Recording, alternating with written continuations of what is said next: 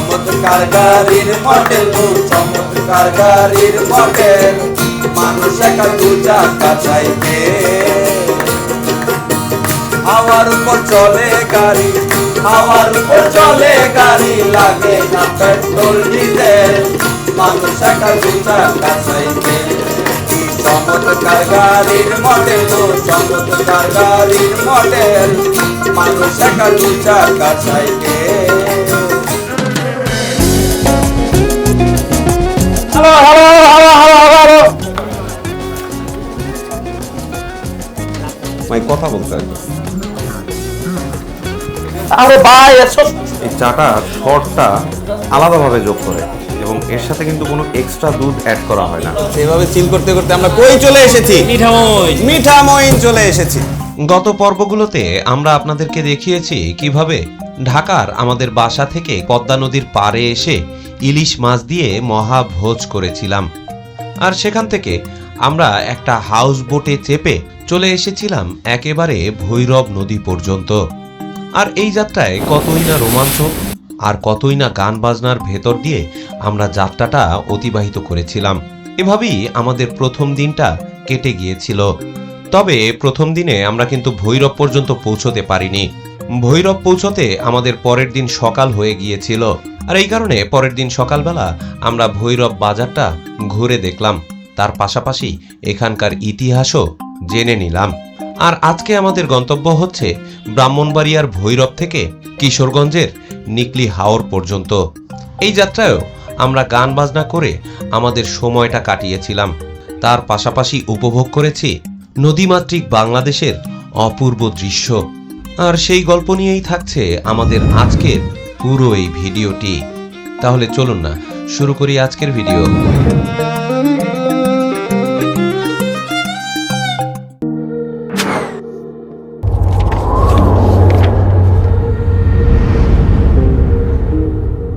আমাদের নৌযাত্রার আজকে হচ্ছে দ্বিতীয় দিন, আর দ্বিতীয় দিনে আমরা এখন আছি ভৈরব বাজার। আর সবচেয়ে মজার বিষয় হচ্ছে ওই যে আমাদের হাউস বোট থেমে আছে, আর একটু পরে আবার ছুটে চলবে।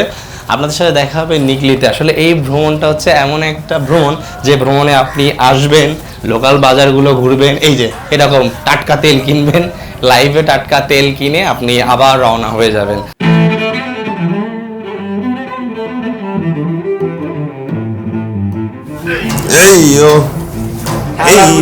সিঁড়ি উঠানো হচ্ছে। আমরা এই ঘাট থেকে নোঙ্গর ফেলা শেষ করে এখন আবার যাত্রা শুরু করছি।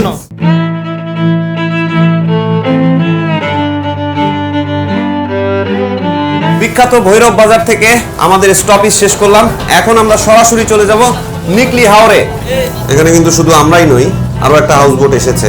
মূলত সবগুলো হাউস বোটই কিন্তু এই সিজনে পদ্মা থেকে ওই সুনামগঞ্জে চলে যায়। সুনামগঞ্জে যখন হাওরে পানি থাকে তখনই সুনামগঞ্জের সিজন থাকে।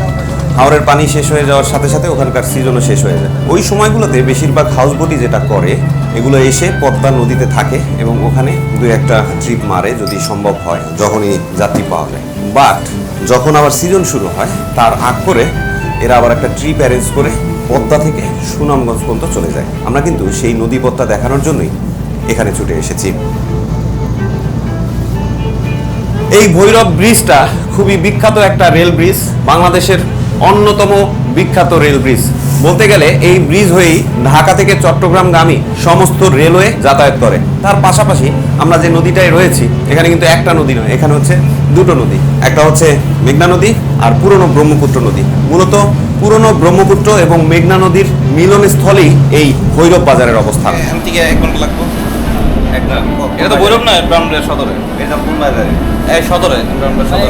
আর দেখতে দেখতে আমরা ভৈরব ব্রিজের নিচে চলে এসেছি আর নিচ থেকে রোমাঞ্চকর দৃশ্য উপভোগ করতে লাগলাম। এর আগে কখনো আমি ভৈরব ব্রিজের নিচ দিয়ে ভ্রমণ করিনি, যার কারণে রোমাঞ্চর মাত্রাটা অনেকটাই বেশি ছিল।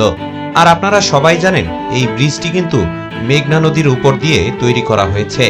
যদিও মেঘনা নদীর এই অংশে নদীর প্রস্থ অনেকটাই কম, আর কিছু কিছু জায়গায় তো মেঘনার প্রশস্ততা পদ্মাকে প্রায় ধরে ফেলেছে এবং নদীর এই অংশে প্রশস্ততা কম হওয়ার কারণে এখানে স্রোতের মাত্রাও কম্পারেটিভলি অনেকটাই কম। মূলত দূর থেকে দেখে বোঝার উপায় নেই, বাট এখানে কিন্তু পাশাপাশি 3টা ব্রিজ, তার মধ্যে এই ব্রিজটা হচ্ছে গাড়ির ব্রিজ, আর 2টো রেলওয়ে ব্রিজ আমরা পার হয়ে আসলাম। মূলত একটা ছিল সেই ব্রিটিশ আমলের, আর একটা নতুন করে তৈরি করা হয়েছে।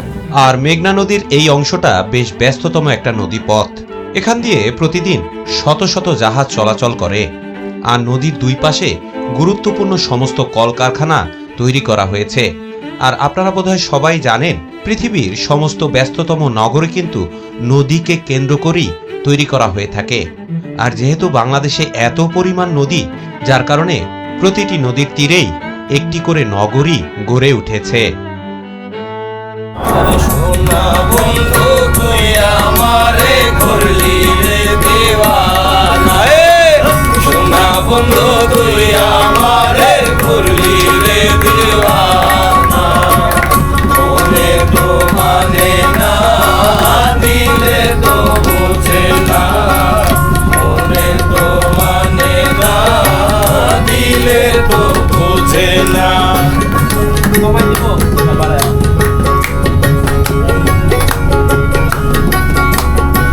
কেন এ পিঞ্জিরাতে তোমার বসতি, কেন পিঞ্জিরার সাথে তোমার প্রীতি, আব্দুল করিম বলে হয় না তোমারে বলি, তুমি গেলে হবে সাদের পিন্দরা খালি, কে শোনাবে মধুর ভুলি বলো আমারে, কে শোনাবে মধুর ভুলি বলো আমারে, তোমারে বুঝিলাম কত আদরে, মন্দির পিঞ্জিরা সোনা হয় না রে, তোমারে বুঝিলাম কত আদরে।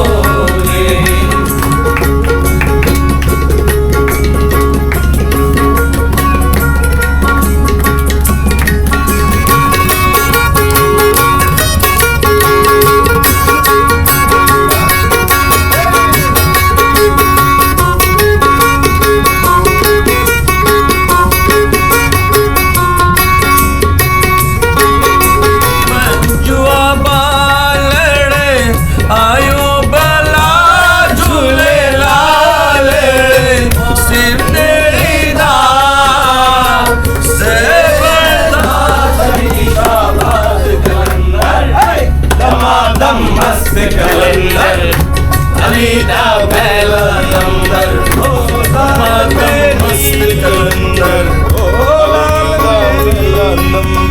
ओ लाल मेरी, ओ लाल मेरी।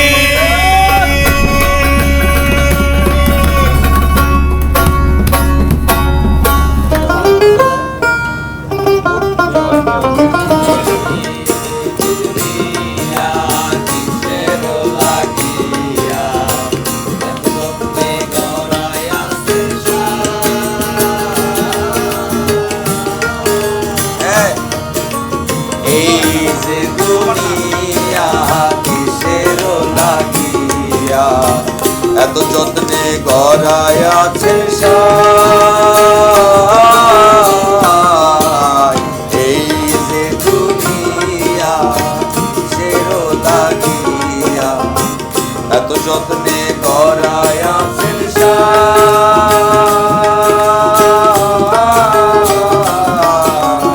এই যে দুনিয়া।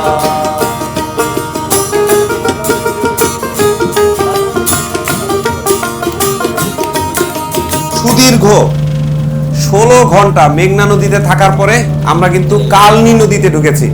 আমাদের যাত্রা শুরু হয়েছিল পদ্মা থেকে, সেখান থেকে আমরা চলে গিয়েছিলাম মেঘনা, আর এখন আছি আমরা কালনী নদীতে। আর কালনীতে ঢোকার সাথে সাথেই নদীটা কিন্তু অনেকটা ছোট হয়ে এসেছে। এভাবেই 7 নদী পার হয়ে আর ঘাটে ঘাটে ভিড়িয়েই কিন্তু চলছে আমাদের যাত্রা। আর এখানে অনেকে লাইভ করছে, আসলে সবকিছুই চলে।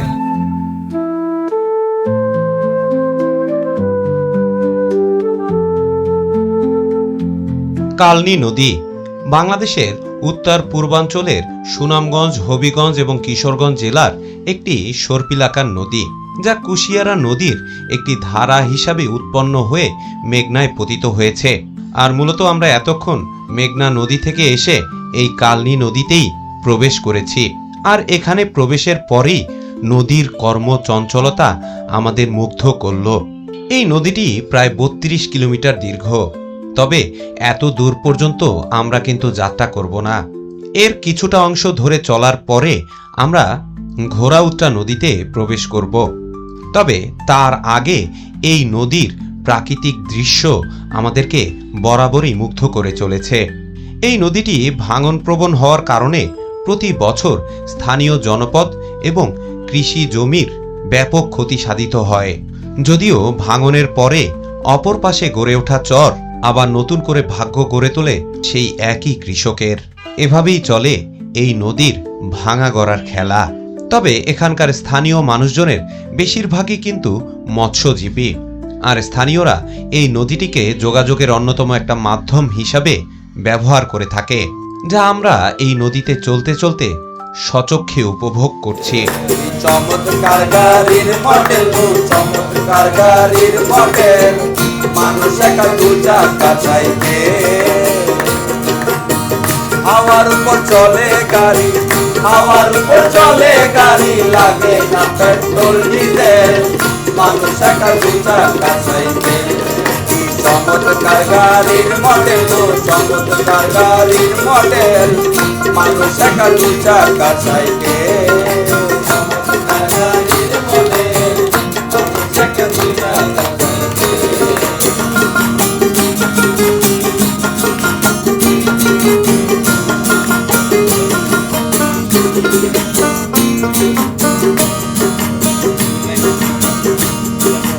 কিন্তু এই কালনী নদীতে আমাদের নৌকাটা খুব বেশিক্ষণ অবস্থান করলো না। এখান থেকে বাঁ দিকের বাঁক ধরে আমাদের নৌকাটা ঢুকে গেল কিশোরগঞ্জের বিখ্যাত ঘোড়াউত্রা নদীর ভেতরে। আর এই নদীতে ঢুকতেই আমাদের চোখে পড়ল অপূর্ব সমস্ত দৃশ্য।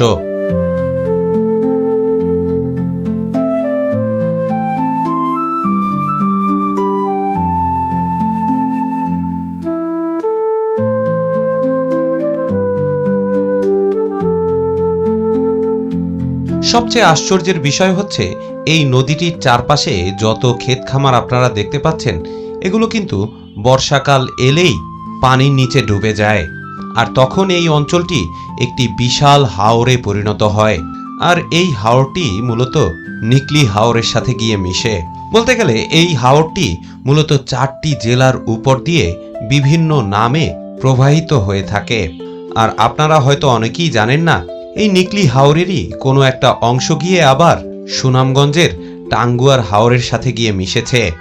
সত্যি কতই না অদ্ভুত একটা ব্যাপার। আর হাওরের পাশ দিয়ে চলতে চলতে আমাদের চোখে পড়ল বিশাল ধান তোলার কর্মযজ্ঞ। আর এই কর্মযজ্ঞ চলবে একেবারে পানি আসার আগ পর্যন্ত।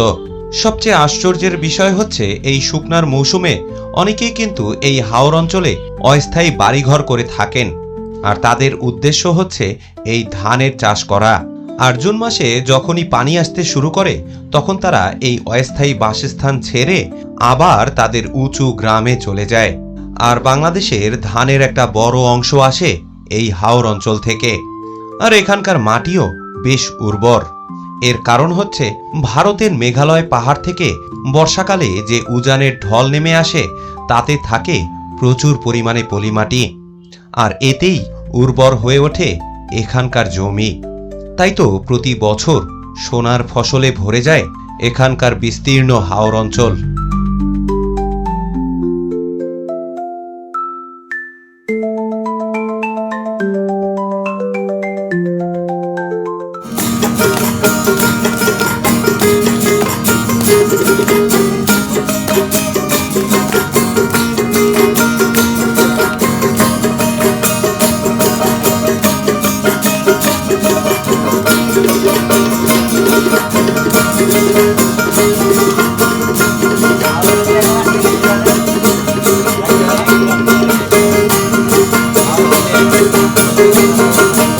ঠান্ডা ঠান্ডা বইয়া ঠান্ডার খুশবু তোমার দিলে ডাকিলে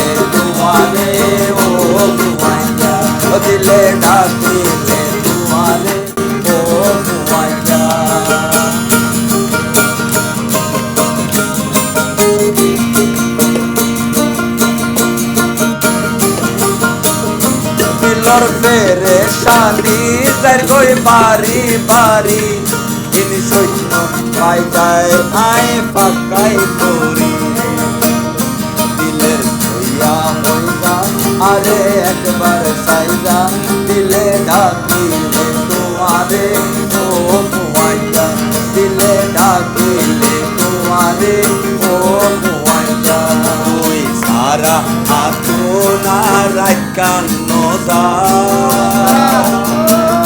তুই সারা আতুনার দিনার নদার দিলে ডাকিলে তোমারে ও মুয়াইয়া দিলে ডাকিলে তোমারে ও মুয়াইয়া আই বান্ন আই বসাবল আর মনপালা দেখো নর্ব সুন্দর সুন্দর আর বহালা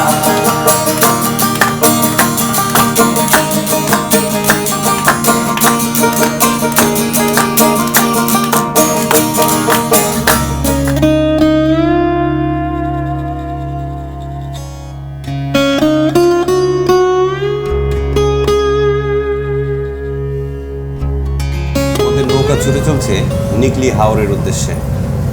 আর এখন প্রায় দুপুর গড়িয়েছে, কিন্তু পুরোপুরি হয়নি। আর সবাই এই সময়টায় একটু রিল্যাক্স করছে। এভাবেই শুয়ে বসে হাসি আড্ডা গানে মেতে আমরা নদী ভ্রমণ করছি। আর নদী ভ্রমণের ব্যাপারটা এইরকমের।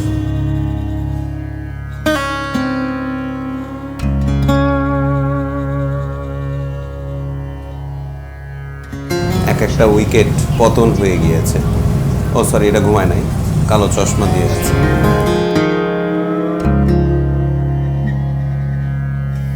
দুপুরবেলা আমরা একটু ছাদে চলে এসেছি। আর ছাদের অবস্থা বিভীষিকাময়।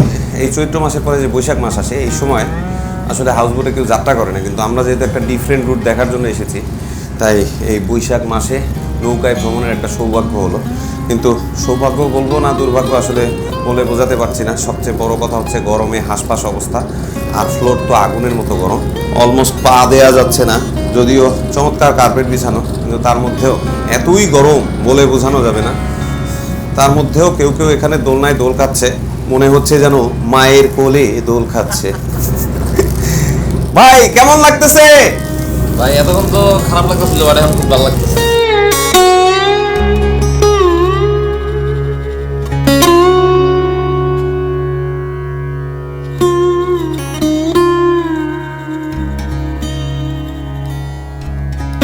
এই যে একটা দোলা প্রকল্প চলছে এখানে। আর অবশেষে আমরা কিশোরগঞ্জের সবচেয়ে বিখ্যাত একটা নদীতে ঢুকেছি। কিন্তু এই নদীটার নাম কি আমরা এক বড় ভাইয়ের কাছ থেকে জানবো। এই নদীটার নাম হলো ঘোড়া উচ্চা নদী। মনে এখানে মানে ঘোড়া এসে উচ্চারিত, মানে হয়তো বা সাঁতার কাটতে যে কারণে ঘোড়া উচ্চারণের নাম দিচ্ছে কিনা, অদ্ভুত নাম। যদিও আমরা আশেপাশে কোনো ঘোড়া দেখতে পাইনি, যদি দেখতে পাচ্ছি যে নদীর আশপাশ ঘিরে আমাদের চরাঞ্চলে বেশ আবাদ হয়েছে, মনে হচ্ছে ধানি জমি সব। কৃষকরা ধান কাটছে মনে হচ্ছে এখন, চরম গরম যেহেতু এখন। তো এই জার্নিটা আসলে আমাদেরকে যে সবচেয়ে মজার যে বিষয়টা শেখায় আসলে, আমরা প্রতিটা মুহূর্ত পার হচ্ছি আর আমাদের মনে হচ্ছে আমাদের সিনারিওগুলো চেঞ্জ হচ্ছে। কখনো অনেক সবুজ, কখনো একটু হলদে সবুজ, কখনো আরো ডিপ হলুদ সবুজ, মানে যে পরিবেশগুলো চেঞ্জ হয়ে যাচ্ছে আর কি বলা যায় আর কি। উপরে আকাশ নীল, নিচে পানিও নীল, মাঝখানে সবুজ, অদ্ভুত একটা পরিবেশ। তো আসলে আপনারা যারা এই ট্যুরটা কখনো উপভোগ করতে পারবেন সামনে, বা এখন সুযোগ আছে, অনেকগুলো নৌকা এখন আসা বাকি আছে, আমার মনে একটা জীবনের শ্রেষ্ঠ একটা ভ্রমণ করতে পারবেন। আমরাও ভ্রমণটা উপভোগ করছি।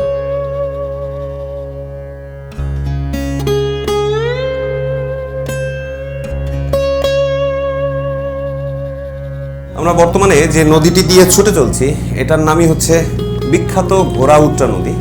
এই নদীর দুই পাশে যেসব ক্ষেত আপনারা দেখতে পাচ্ছেন, মূলত এই ক্ষেতগুলো বর্ষার সময় কিন্তু পানিতে টইটুম্বুর থাকে। এগুলো মূলত হাওর এলাকা। এই পথ ধরে আমরা একেবারে নিকলি হাওরে চলে যাব। আর এখানে মাঝে মাঝে কিন্তু ঘোড়াও দেখতে পাবেন। সম্ভবত এই সকল ঘোড়ার কোনো একটা কারণেই ঘোড়া উচ্চা নদী নামকরণ করা হয়েছে। এছাড়াও এই নদী দিয়ে চলতে চলতে আপনাদের চোখে পড়বে অসংখ্য পানকৌড়ি, বিশালাকায় হাঁসের পাল, আবার কোথাও বা হাজার হাজার গরু।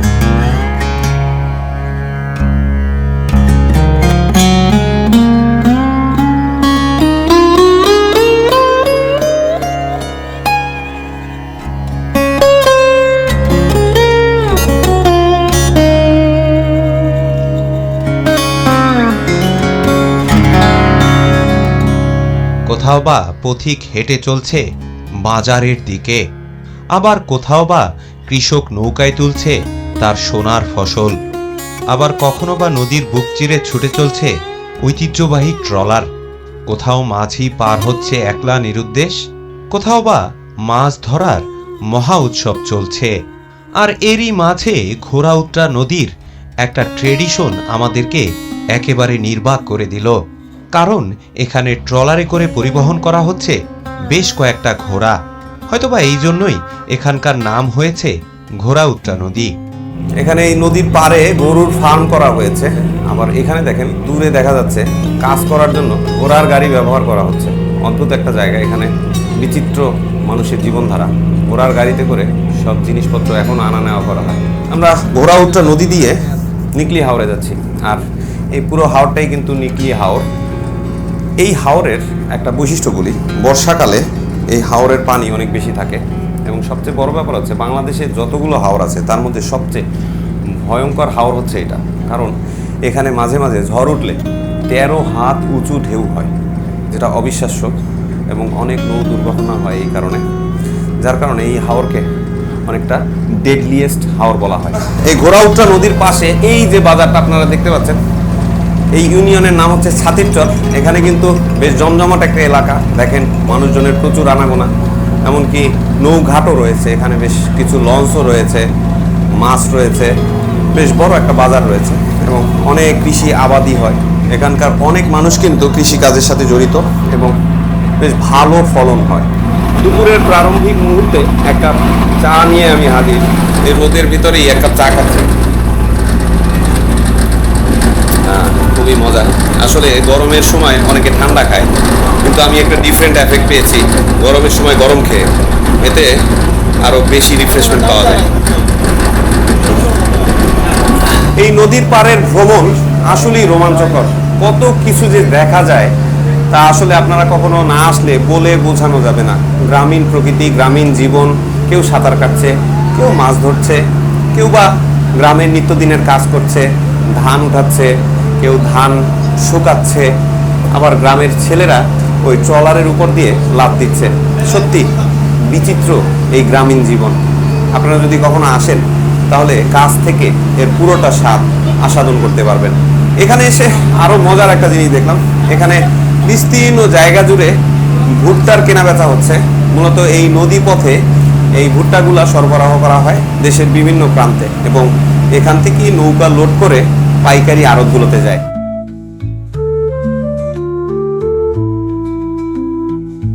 আর কথা বলতে বলতে অবশেষে আমরা সেই বিখ্যাত ঘোড়াদিয়া গ্রামে চলে এসেছি, এবং এই গ্রামের নাম অনুসারেই এই নদীর নামকরণ করা হয়েছে ঘোড়াউত্রা নদী। আর বর্তমানে আপনারা যে বাজারটা দেখতে পাচ্ছেন, যে লোকালয় দেখতে পাচ্ছেন, এটা ওই ঘোড়াদিয়া গ্রামেরই একটা অংশ।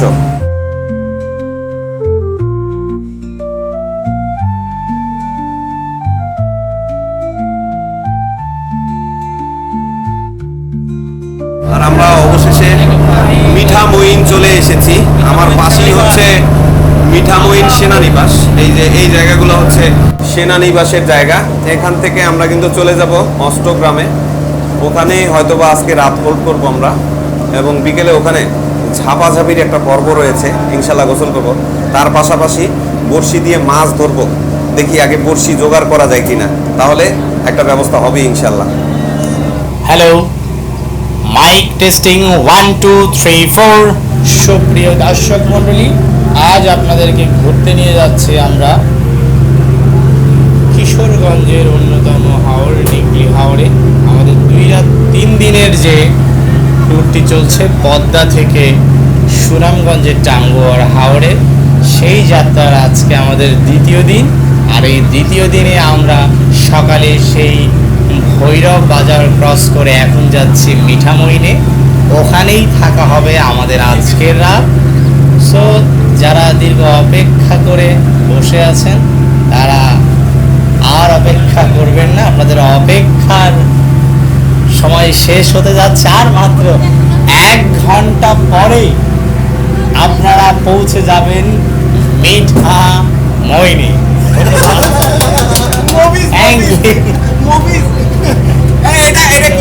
এটা কি এটা হচ্ছে হ্যাঁ মাইক্রোফোন। এটাই কথা বলতেছিল না। হ্যালো।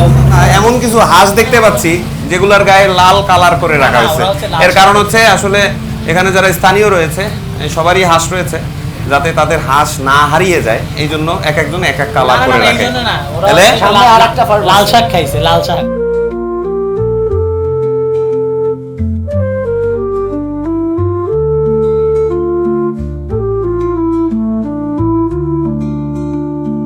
এখানে বেশ কিছু উচ্ছৃঙ্খল ছেলেপেলে এখন এই যে পানিতে পা দোলাচ্ছে এবং এরা এভাবে কিন্তু চিল করছে। এভাবে চিল করতে করতে আমরা কই চলে এসেছি? মিঠামইন চলে এসেছি। আসলে বড় একটা ট্যুর গ্রুপের সাথে আসলে সব সময় কিন্তু এক্সট্রা কিছু মজা পাওয়া যায়, কারণ সবার মধ্যে আলাদা কিছু বিশেষত্ব থাকে, স্পেশালিজম থাকে, যার কারণে একটা মজ মাস্তি সবসময় হয়।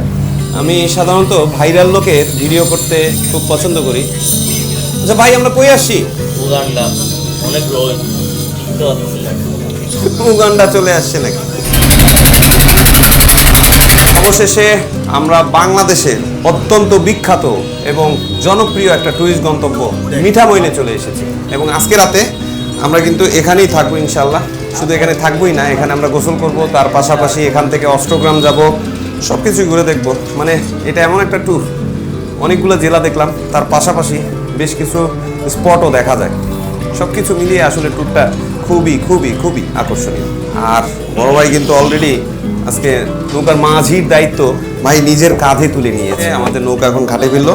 অলরেডি দুপুরের খাবার চলে এসেছে। আজকে রয়েছে সবজি, ডাল, সাথে মুরগি এবং ভাত, সাথে একটা মাছও রয়েছে। এখানে একটা মাছ রয়েছে, এগুলো পেঁয়াজের মাঝখান দিয়ে উপরে তাকিয়ে আছে আমাদের দিকে। আর অবশেষে হাওরের খাবার চলে এসেছে, এক এক করে ডিস্ট্রিবিউশন চলছে আমাদের খাওয়া দাওয়া পর্ব। এবং আমরা এখানে আজকের খাবারটা কেমন হলো, দুপুরের খাবার, সেটা দেখি, চেখে একটু দেখি।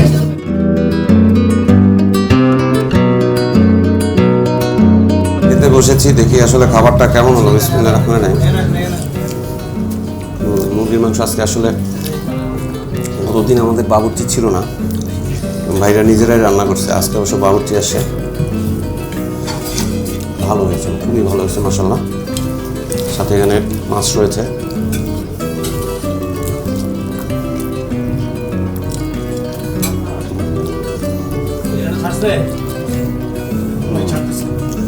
সব কিছু মিলিয়ে খাওয়া দাওয়া খুবই ভালো। খাওয়া দাওয়া শেষে আবার আপনাদের সাথে দেখা হচ্ছে। খেতে খেতে আমাদের নৌকা এমন একটা জায়গায় চলে এসেছে, এক কথায় বলতে গেলে এটা একটা স্বর্গ। তাহলে আপনাদের দেখাচ্ছি সেই স্বর্গ।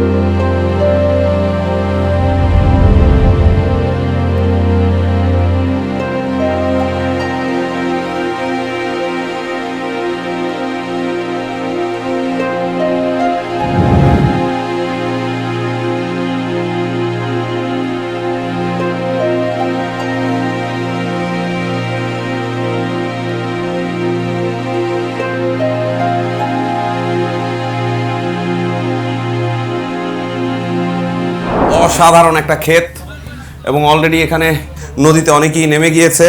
তার পাশাপাশি এখানকার পরিবেশ এক কথায় অসাধারণ এবং এই পরিবেশের মায়া লোভ সামলাতে না পেরে অনেকেই কিন্তু পানির মধ্যে ক্ষুব্ধ হয়ে নেমে গিয়েছে। ভাই আমরা ঢাকা থেকে আসি। ভাই আপনি? ও আচ্ছা আচ্ছা, ও আচ্ছা, এই ধানগুলো আপনার? কৃষক কৃষক কাজ করে জমি, দুপুরে ভাত খেয়ে দিয়েছি। দুপুরে ভাতের ব্যবস্থা করেন আপনি? গোবাই ভাই আমার নাই, আমি কোন রকম দেখে রয়েছি ভাই, খাবার পাইতেছি না। ও আচ্ছা আচ্ছা, তো দেখা যায় হ্যাঁ, এই যে পানি এগুলো আমার মাছও আমি ভালো না, সব ধান দি সব ওই রাস্তাটা আমার, ওই রাস্তাটাও আপনার? উপরে পাখিগুলো আমার। আচ্ছা আচ্ছা তবে আমরা এই মুহূর্তে দাঁড়িয়ে আছি এই কিশোরগঞ্জের একজন বিখ্যাত চাপাবাজের সাথে। উনি চাপামারায় যথেষ্ট পারদর্শী এবং উনি কিন্তু এখানে এই নিজের কিছু সব দাবি করছে। আমরা কর্তৃপক্ষের কাছে এই ব্যাপারে অভিযোগ করব না। অসাধারণ একটা পরিবেশ। আর আমাদের মাসুম ভাই কিন্তু এই গ্রামের পরিবেশের মিষ্টি ছায়া শীতল পরিবেশের নিচে বসে খাচ্ছে। ভাই কেমন লাগতেছে খাওয়া দাওয়া? আমাদের কাছে তো প্রতিদিনের বিষয়, আমাদের আবার কেমন লাগে? ও তাও ঠিক। ভাই কেমন আছেন? হ্যাঁ ভালো আছে। এখানে কিছু গরু দেখা যাচ্ছে। কোথায় ভাই? কোনগুলো ভাই? আচ্ছা আচ্ছা আচ্ছা ওইগুলোর কথা বলছি। না না সবাইকে আপনি গরু বলতে পারেন না। না সবাইকে বলতেছেন না, এখানে কিছু গরু দেখা ও যাচ্ছে। আচ্ছা। ওই যে তারপর যেমন ওই যে আচ্ছা আচ্ছা দূরে। এটা কি অস্ট্রেলিয়ান বিদেশি নাকি? হ্যাঁ ক্রস অসাধারণ পরিবেশ এবং বল চলে এসেছে।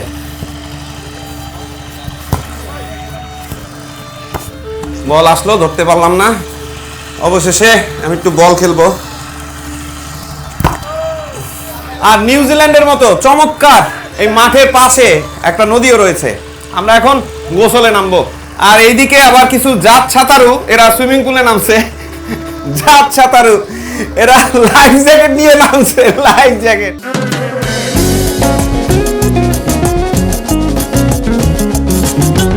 আর অবশেষে আমরা নদীতে নেমেছি। কার সাথে আপনারা বলুন তো? চ্যাম্পিয়ন দা চ্যাম্পিয়ন চ্যাম্পিয়ন দা দুষ্টু ছেলেটা। এবং আমাদের এখানে কিন্তু যথেষ্ট পানি আছে। আর আপনারা এখানে যদি নামেন তাহলে অবশ্যই কোনো সাবধানতা অবলম্বন করবেন না, করবেন। কারণ হচ্ছে এখানে পানির পরিমাণ কিন্তু হুট করে খারাপ হয়ে নিচে নেমে গিয়েছে। এই কারণে লাইফ জ্যাকেট পরে তারপরে নামবেন। ভাই আমি হিসাব করে দেখলাম 600 ফিট গভীরতা। 600 ফিট। ও হচ্ছে বিখ্যাত সাঁতারু, আসলে কোনো সাঁতারই জানে না। মাইকেল ছোট ভাই এই যে ওয়াও!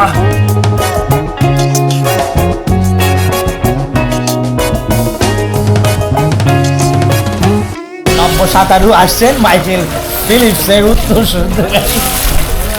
এখন আমাদের মাঝে চলে এসেছেন সেরেনা উইলিয়ামস।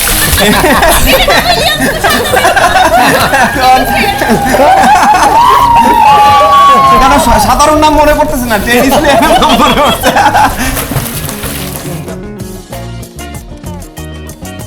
আমাদের পদ্মা টু যে সুনামগঞ্জের টাঙ্গর হাওর ট্রিপ চলছে, তারই এখন আমরা বর্তমানে মিঠামইনে অবস্থান করছি কিশোরগঞ্জ জেলায়। আর এই যে চমৎকারভাবে আমরা নদী বিলাস করছি প্রায়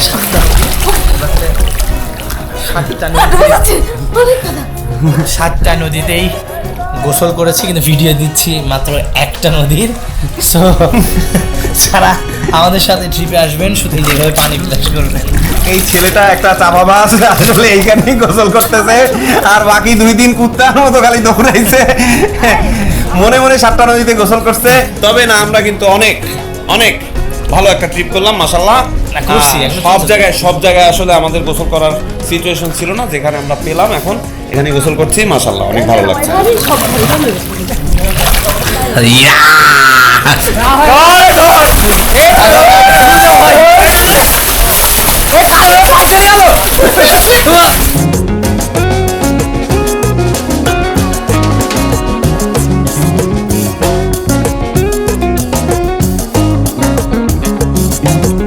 এই নিকলি হাওরের গোসল পর্ব থেকে এখানেই বিদায় নিচ্ছি। এরপরে আবার বিকেলবেলা আপনাদের সাথে দেখা হচ্ছে, সেটা একটু মিষ্টিই থাকবে। আর অবশেষে আমরা রাতের জন্য ঘাট করছি। মূলত ওখানে গোসল শেষ করে এই ঘাটে আমরা রাতে থাকবো। আর এখানে আসার সাথে সাথে নৃত্য শিল্পী চলে এসেছে। আর অবশেষে আমরা নৌকা থেকে নামছি। এখান থেকে আমরা যাব অষ্টগ্রাম, এই জন্য একটা অটো নিব।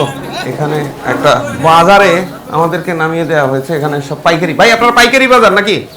খুচরা পাইকারি মিলে চলে। একটা গ্রামীণ বাজার, পাশাপাশি খুচরা পাইকারি অনেক কিছুই পাওয়া যায়, ফলমূল, শাকসবজি। আর এইখানে একটা ব্রিটিশ আমলের বাড়ি রয়েছে। আমরা বর্তমানে মিঠামইনের এমন একটা জায়গায় দাঁড়িয়ে রয়েছি। এটা একসময় ব্রিটিশ পিরিয়ডে কাচারি ঘর হিসাবে ব্যবহৃত হতো, এখান থেকে খাজনা আদায় করতো। এখানে একটা মসজিদ রয়েছে, এটা হচ্ছে মিঠামইন উপজেলা কেন্দ্রীয় জামে মসজিদ। আর অবশেষে আমরা এতিমের মতো একটা অটো রিক্সায় উঠেছি একটা টিয়া পাখির সাথে, এবং কালারটাও দেখেন টিয়া পাখির কালারে, একটা ম্যাচিং কালার টিয়া পাখির। আমরা এখন যাব হচ্ছে অষ্টগ্রাম, কিন্তু আসলে সন্ধ্যা হয়ে গিয়েছে, যেতে যেতে কতটুকু দেখাতে পারি জানি না। তবে এখানে আমরা স্থানীয় অটোতে উঠেছি বড় অটো নেওয়ার জন্য। বড় অটো নেওয়ার জন্য আমাদেরকে একটা বাজারে যেতে হবে, এটা হচ্ছে মিঠামইন বাজার, ওখানে আমরা যাব। ওখান থেকে অটো নিয়ে আমরা চলে যাব অষ্টগ্রাম। অষ্টগ্রাম কিন্তু বাংলাদেশের ভিতরে সবচেয়ে সুন্দর রাস্তার অন্যতম একটা, এবং আমরা দিনের আলোতে কতটুকু দেখাতে পারি বলতে পারছি না, আল্লাহ ভরসা। এই গাড়ি দিয়ে আমরা অষ্টগ্রাম যাব। এখান থেকে আমাদের ভাড়া পড়লো 1000 টাকা রিজার্ভ। মূলত এখান থেকে আপ ডাউন ভাড়া হচ্ছে জনপ্রতি 70 টাকা হিসাবে 140 টাকা, কিন্তু যেহেতু আমরা 8 জনের গাড়ি নিচ্ছি সেই হিসাবে হিসাব করলো মোটামুটি 850 টাকা আসে। কিছু এক্সট্রা দিয়ে আমরা নিয়ে নিলাম। এটা হচ্ছে ইটনা মিঠামইন অষ্টগ্রাম সড়ক, এটাই সেই বিখ্যাত সড়ক। এখান থেকে মিঠামইন 0 পয়েন্ট একটু সামনেই পড়বে। আর দেখতে দেখতে আমরা চলে এসেছি মিঠামইন 0 পয়েন্টে। এখানে একটা স্কাল্পচার রয়েছে একদম 0 পয়েন্টের মাঝখানে, বেশ বড়। আর সাথে একটা দুষ্টু ছেলে রয়েছে, রূপক সাই। আর এই হচ্ছে Mithamain 0 point. Hello hello hello hello hello hello hello. ভাই কথা বলতে আরে ভাই এসব hello hello hello hello hello. আমাদের ওয়ালাইকুম আসসালাম। সমস্ত গ্রুপ এখানে চিল হচ্ছে, কিন্তু আমরা তাদেরকে ছেড়ে চলে যাচ্ছি। বিদায়, আলবিদা। আমার পেছনে যে স্কাল্পচারটা দেখতে পাচ্ছেন এটাই হচ্ছে 0 পয়েন্টের সিম্বল।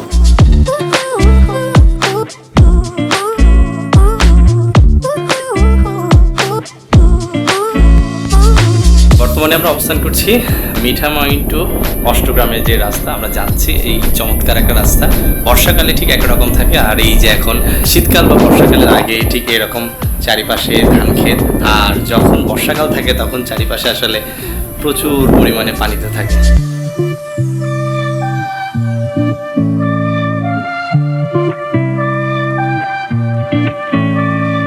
আমরা এখন মিঠামইনের 0 পয়েন্ট থেকে বাংলাদেশের সবচেয়ে সুন্দর রাস্তায় প্রবেশ করেছি, আর সেই রাস্তা ধরে আমরা চলে যাব অষ্টগ্রামে। আর এখান থেকে দূরত্ব হচ্ছে 15 কিলোমিটার, আর বাজার থেকে একদম অষ্টগ্রাম পর্যন্ত দূরত্ব হচ্ছে 17 কিলোমিটার। মূলত ওই বাজার থেকে মিঠামইন 0 পয়েন্ট পর্যন্ত হচ্ছে 2 কিলোমিটার, আর এখান থেকে 15 কিলোমিটার। আর এই পথ ধরে যেতে প্রায় 40 মিনিটের মতো সময় লাগবে। আর এই জায়গার একটা আসল জিনিস হচ্ছে এখন কিন্তু শুকনো ছিল, যার কারণে এখানে কোনো পানি নেই, চারপাশে সবুজ ক্ষেত। এখানে এখন ধান চাষ হচ্ছে, আর বর্ষা এলেই কিন্তু এখানে পানিতে ভরে যায়। এই জন্য স্থানীয়দের একটা প্রবাদ বাক্য রয়েছে এখানে, যে বর্ষায় নাও আর শুকনায় পাও। অর্থাৎ বর্ষাকাল এলে এখানে নৌকায় চলাচল করতে হয়, আর শুকনো সিজনে পায়ে হেঁটেই সব জায়গায় চলাফেরা করা।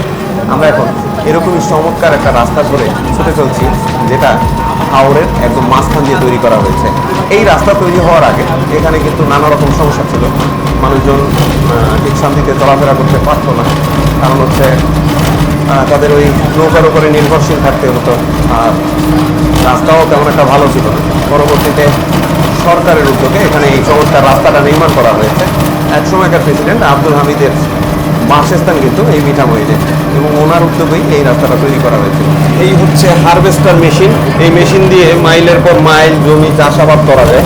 আর মজার ব্যাপার হচ্ছে এই মেশিনটার দাম হচ্ছে 70 লক্ষ টাকা, কিন্তু উপকার অনেক। এই মেশিন দিয়ে ধান কাটার পরে একেবারে ওই ধান আলাদা হয়ে বের হয়। তার পাশাপাশি এর চাষাবাদের ক্ষমতা অনেক বেশি। দেখা গেছে যেই জমিতে ধান কাটতে মোটামুটি 15-20 দিন সময় লাগে, সেটা 2 দিনের ভেতরেই কাটা যায়। এই কারণে এই মেশিনের চাহিদা দিনে দিনে কিন্তু বাড়ছে, কিন্তু দামটা বেশি থাকার কারণে সবাই কিন্তু এটা অ্যাফোর্ড করতে পারে না। শুভ রাত্রি বন্ধুরা। আর আমরা কিন্তু এখন অষ্টগ্রামে চলে এসেছি, কিন্তু এখন কুটকুটা অন্ধকার, তাই আমাকে বাতি জ্বালিয়ে আপনাদের সাথে কমিউনিকেট করতে হচ্ছে। আর এখানে কিছু চটপটির দোকান রয়েছে, আমরা এখন চটপটি খাবো। আর আসলে রাত হয়ে গিয়েছে, কিছুই দেখাতে পারছি না। দিনের বেলায় এখানে একটা ওই যে জাহাজ রয়েছে নৌবাহিনীর, ওইটাই, আর একটা সাইনবোর্ড ছিল, সেটা ভেঙে ফেলা হয়েছে, যার কারণে এখন জায়গাটা সুন্দর কিন্তু অতটা না। তবে গতবার আমি যখন এসেছিলাম সেখান থেকে কিছু ভিডিও ক্লিপ আপনাদেরকে দেখাচ্ছি।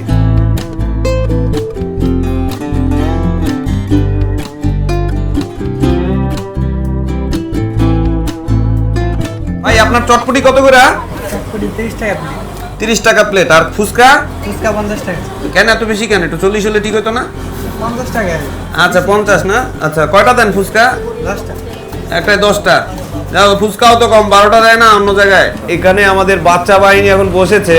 আমরা এখানে এক একজন এক একটা অর্ডার দিয়েছি, কেউ চটপটি, কেউ ফুচকা, কেউ শুধু পেঁয়াজ। দেখি কার ভাগ্যে কি জোটে।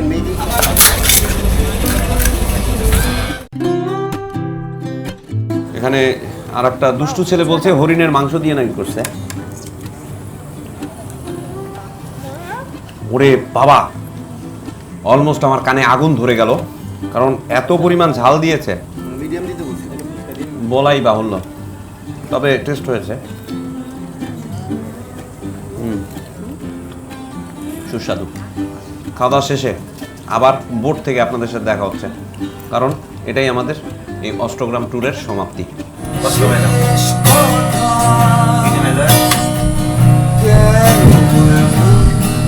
নিকলি হাওরটা ঘোরা শেষ করে আমরা চলে এসেছি বোটে। এখানে এসেই আবার গান বাজনা।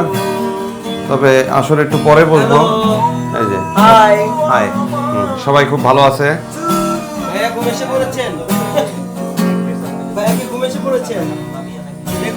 তবে আমি আগে একটু উপরে যাব, ওখানে কি একটা বিশেষ জিনিস রয়েছে ওটা একটু দেখবো। আর আমরা উপরে চলে এসেছি, দেখি আসলে উপরে কি আছে। এখানে একটা বিশেষ জিনিস নিয়ে আসা হয়েছে এবং সে হচ্ছে একটা ভেড়া। অত্যন্ত চমৎকার তার লুক, দেখার মতো একটা জিনিস, অসাধারণ একটা জিনিস। এর পিছনে একটা গল্প রয়েছে। মূলত এই ভেড়াটা আমরা সবাই চাঁদা তুলে, মানে বোটে যে কজন ঘুরতে আসি সবাই চাঁদা তুলে তারপরে নিয়ে এসেছি, মানে স্পেশাল একটা ভোজের জন্য। তবে এতই কিউট, এটা ভোজন করতে এমন কষ্টই হবে, কিন্তু কিছু করার নাই, খাওয়ার জন্য এনেছি, খেতে তো হবেই। আর যেহেতু সবাই মিলে এনেছি তাই খেতে তো হবেই। আগামীকালকে আমাদের জন্য একটা চরম ভোজ অপেক্ষা করছে, সেই জন্য এই চমৎকার কিউট ভেড়াটি এখানে হেঁটে বেড়াচ্ছে। মূলত আমাদের এই ট্যুরটা একটা ডিফারেন্ট রুট দিয়ে হচ্ছে। সাধারণত টাঙ্গুয়ার হাওরে যে ট্যুরগুলো হয়, হাউস বোটগুলো কিন্তু একটা নির্দিষ্ট জায়গায় গিয়ে থাকে, যার কারণে যেটা হয় ওখানে সব সময় ইলেকট্রিসিটির একটা ব্যবস্থা থাকে। কারণ হচ্ছে যে ঘাটে থামে রাতের বেলা, ওই ঘাট থেকে ইলেকট্রিসিটি লাইনটা নেয়, আর ওভাবেই ওই বিদ্যুৎ অফিসের সাথে কন্ট্যাক্ট করা রয়েছে, যার কারণে তাদের কোনো প্রবলেম হয় না। কিন্তু আমরা যে রুটটা ধরে আসতেছি এটা কিন্তু বছরে একবারই হয়। প্রতিটা হাউসবোট ওই পদ্মার পাড়ের ট্রিপগুলো শেষ করে তারপরে এই বর্ষার সিজনে আবার কিন্তু সুনামগঞ্জ চলে যায়। এই সময়টাতে যখন এই যাত্রা করে তখন কিন্তু নানা রকম সমস্যার সম্মুখীন হতে হয়, কারণ এই রুটটা টোটালি ডিফারেন্ট এবং এই ডিফারেন্ট রুটে যে যে জায়গায় ঘাট দেয় সেই ঘাটের কারোর সাথে কিন্তু ওইভাবে কমিউনিকেশন থাকে না, বা অনেক সময় দু একজনকে কনভিন্স করতে পারে, অনেক সময় পারে না। এই কারণে ইলেকট্রিসিটি যে ম্যানেজ হবে এর কোনো গ্যারান্টি নেই। যেমন গতকালকে কিন্তু কোনো ইলেকট্রিসিটির ব্যবস্থা ছিল না, আবার লাকিলি আল্লাহর রহমতে আজকে কিন্তু আমাদের ইলেকট্রিসিটির ব্যবস্থা হয়েছে। এখানকার যে স্থানীয় দোকান রয়েছে ওখান থেকে একজনের কাছ থেকে লাইন নিয়ে এসেছে একটা টাকার বিনিময়ে, যার কারণে আমরা এই লাল নীল বাতিগুলো দেখতে পাচ্ছি, যেটা গতকালকে আমাদের ছিল না, যার কারণে অনেক কষ্ট পোহাতে হয়েছে। ইলেকট্রিসিটি না থাকলে জেনারেটর দিয়ে আসলে সবসময় চালানো যায় না, একটা নির্দিষ্ট টাইম পর্যন্ত চালানো যায়, তারপরে আর হয় না। এখানে রূপক শাহী বসে আছে, তার পাশাপাশি বিচ্ছিন্নভাবে সবাই কিন্তু আড্ডা দিচ্ছে এখানে। আর এখানে কেউ দোল খাচ্ছে দোলনায়, এবং লাল নীল আলোতে জল জল করে আসলেই ক্ষুধা লাগছে। চলেন বাইরে যে চা খাই আসি। আমরা মিঠামইনের একটা বাজারে চলে এসেছি, এখানকার বাজারগুলো কেমন হয় সেটা দেখার জন্য একটু হাঁটতে বেরোলাম। আর এখানে একটা চায়ের দোকানে এসেছি, এখানে আসলে গরুর দুধের চা বিক্রি করা হয়, আর এই অঞ্চলের গরুর দুধ কিন্তু খুব বিখ্যাত। চায়ের দাম কত করে গরুর দুধের চা? গরুর দুধের চা হচ্ছে 10 টাকা, আর লিগার চা হচ্ছে 5 টাকা, মলাই চা হচ্ছে 20 টাকা, আর এক কাপ ফুল মলাই হচ্ছে 80 টাকা। খালি মালাই 80 টাকা? মলাই 80 টাকা। আচ্ছা, আর খালি দুধ কত? খালি এক কাপ দুধ 30 টাকা। বিভিন্ন আইটেম পাওয়া যায়, মানে এত আইটেম যে পাওয়া যাবে আমি ভাবতেও পারি না, পরে অবাক হয়ে গেলাম। এই যে এখানে মালাই চা বানানো হচ্ছে, বিখ্যাত মালাই চা, মূলত কাঁচা পাতি দিয়ে চা তৈরি করা হয়। আমি খুব আশ্চর্যান্বিত হলাম, কারণ হচ্ছে মালাই চাতে কোনো দুধই কিন্তু ব্যবহার করা হয় নাই, শুধু মালাই দেওয়া হয়েছে। এটা আমার কাছে ডিফারেন্ট লাগছে। ভাই কেমন লাগতেছে ভাই? বেশ বেশ অন্যরকম, মানে ভাইয়ের মালাই চা বানানোর যে প্রসেস এবং চায়ের যে টেস্ট বেশ ভালো। মালাই চা অসাধারণ। আমরা ঢাকায় যেটা খাই সেটাতে আসলে ওই আসল দুধের স্বাদটা পাওয়া যায় না, বাট এখানে পাচ্ছি। ভাই আপনি তো মেহেরপুরে থাকেন, এখানে এসে মালাই চা কেমন লাগছে? সত্যি কথা বলতে আমার মেহেরপুরে হচ্ছে আরো সুন্দর, এটা আছে মোটামুটি ভালো। মানে যেটা বোঝা গেল কেউ কারো এলাকাকে ছোট করতে চায় না। তবে আমি কিন্তু এই মালাই চাগুলো নেই রং চা খাচ্ছি, কিন্তু এই মালাই চাটা দেখে লোভ হচ্ছে এক কাপ খাবো। এই চাটা শর্টটা আলাদাভাবে যোগ করে এবং এর সাথে কিন্তু কোনো এক্সট্রা দুধ অ্যাড করা হয় না, এটাই হচ্ছে এটার বিশেষত্ব। আমি জীবনে প্রথমবার দেখলাম যে একদম শর্টটা আলাদাভাবে জমিয়ে রেখেছে, সেইটা এরা আলাদাভাবে ব্যবহার করে এবং চায়ের পাতিটাই শুধু এই শরের সাথে মিক্স করে, যেটাকে বলে জেনুইন মালাই চা। যদিও এখানে গরুর দুধ রয়েছে যেমনটা দেখতে পাচ্ছেন, কিন্তু এই দুধটা কিন্তু ওই চা তৈরির সময় দেয় না। অবশেষে এক কাপ মালাই চা নিয়েই নিলাম, দেখি আসলে কেমন। অসাধারণ, এক কথায় অসাধারণ। আমি ইচ্ছে করেই বলেছিলাম যে চিনিটা কম দিতে, কিন্তু আমার কাছে মনে হচ্ছে আর একটু চিনি দেওয়া দরকার। নৌকায় আসলাম, এসে একটা বিশাল বিপত্তি, এখানে একটা মাজারের পাগল আসছে। আসার পর থেকে খুব ইরিটেট করতেছে এবং লোকজনের অবস্থা খুব বেহাল, অনেক কষ্টে তাকে বিতাড়িত করা গেছে। যাক, আল্লাহর মতো ওকে বিদায় করা গেছে। এখন আমরা রিল্যাক্সে এখানে বসেছি, আবার গান বাজনা হবে, খাওয়া দাওয়া হবে। এই মুহূর্তে সবাই রাতের ডিনারের জন্য লাইন ধরেছে, অনেকগুলো মানুষ এখানে লাইনে দাঁড়িয়েছে এবং এখানে কিন্তু ন্যায্য মূল্যে খাবার ডিস্ট্রিবিউট করা হচ্ছে। আসলে অনেক ভালো ভালো আয়োজন রয়েছে, একজন ভর্তা পেয়েছে, কেউ সবজি পেয়েছে, কেউ মাছ পেয়েছে। আমি একটু পরে খাবার দাবার নিব, আগে লাইনটা শেষ হোক। যারা বেশি ক্ষুধার্ত তারা খাক, তারপরে আমরা দেখতে পাচ্ছেন তাকে পুঁই শাক দেওয়া হয়েছে। রাতের বেলা হাউস বোটের পরিবেশটা খুবই সুন্দর, চারপাশে বিভিন্ন কালারের বাতি লাগানো হয়েছে, তার মাঝে আমরা এখন খেতে বসেছি। বাবু, তোমার খাবার কেমন লাগছে? এখনো খাইনি দাদা, আগে খেয়ে আসবো নাকি যে খাবো সেটা বুঝছি না। আজকে খাবারের আইটেম আছে ধনে পাতার ভর্তা, তারপর হইল গিয়া ভিন্ডি ভাজি, সাথে আছে স্পেশাল ডাল, ওদের ডালটা খুব মজা হয়। আর হাওরের এটা কি মাছ, কই মাছ খুব সম্ভবত, এটা ভেজে ভুনা করা হয়েছে দো পেঁয়াজা। বন্ধুরা যারা বাসায় বসে আছো, ওই যে চাষের মাছ খাচ্ছ, তাদেরকে আমি ধিক্কার জানাই। তোমরা একটা সময় সুযোগ বেছে নিয়ে এই দুনিয়া থেকে বিদায় হয়ে যাও। টাটা।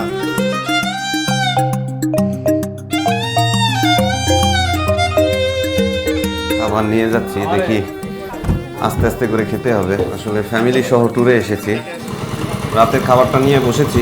আজকে ডিফারেন্ট কিছু আইটেম দেওয়া হয়েছে, তার মধ্যে একটা হচ্ছে ধনিয়া পাতার ভর্তা। দেখি কেমন আসলে, মশলা খুব ভালো। আর মিঠু এখানকার মাছটা নিয়ে খুবই উচ্ছ্বসিত ছিল, দেখি আজকের মাছটা কেমন হয়েছে। এটা নাকি ভেজে ভুনা করা হয়েছে, স্থানীয় কই মাছ, বেশ ভালো মশলা। তবে আমি একটু মাখা মাখা খেতে পছন্দ করি। তারপরে ভাজি মশলা ভালো এখানকার রেসিপি হিসেবে। আর একটু ঢ্যাঁড়স ভাজি দেওয়া হয়েছে, ভালো। অ্যাজ ইউজুয়াল সব কিছু মিলিয়ে খুব ভালো খাবার। টমেটো আছে, সব কিছুই ভালো। তবে আজকের পরিবেশটা গত দিনের চেয়ে ডিফারেন্ট। আজকে ইলেকট্রিসিটির ব্যবস্থা হয়েছে, এই জন্য হাউসবোটের চারপাশের আলো প্রজ্বলিত এবং রাতের পরিবেশটাও ভালো, ঠান্ডা, শুনশান, নীরব, পাশাপাশি বাতাস তো রয়েছেই। আর এটাই ছিল পদ্মা নদী থেকে আমাদের দ্বিতীয় দিনের যাত্রা। আগামী পর্বে আমরা তৃতীয় দিনের যাত্রায় কিভাবে সুনামগঞ্জ গিয়েছিলাম তারই বিস্তারিত তথ্য নিয়ে আবার হাজির হচ্ছি। সে পর্যন্ত তাহলে বিদায়। আসসালামু আলাইকুম ওয়া রাহমাতুল্লাহ।